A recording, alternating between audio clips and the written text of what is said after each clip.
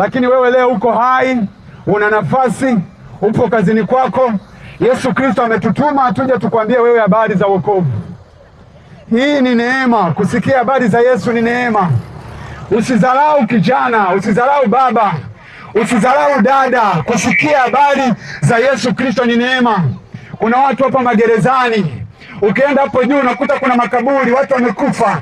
Wengine wamekufa wakiwa ni vijana tu, wengine wamekufa ni wazee. Kusikia habari za Yesu ni neema. Unapopata nafasi, mtu anakufuata hapo ulipo, anakwambia habari za Yesu, ujue ni neema. Ujue ni neema. Ile siku ya hukumu Yesu Kristo atasema, nilimtuma mtu fulani mahali pale ulipokuwa umekaa, ukamsikia akisema habari zangu. Uliamua nini? Ulifanya nini? Kwa hiyo ndugu yangu, unasikia hii habari ya kwamba Yesu Kristo ni wa Nazareti anakutafuta, ni habari ya kweli kabisa.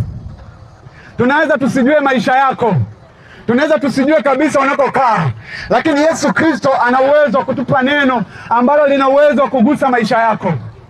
Usidharau muda ambao tunahubiri, ukadharau, ukapuzia, ukatudhiaki, ukasema wale wanaongea nini. Lakini nikwambia kwamba hizi habari tunazozizungumza ni habari za thamani sana.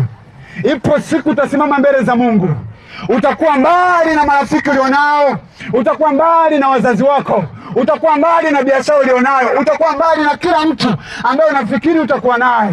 Lakini ile siku ya hukumu utakuwa wewe peke yako.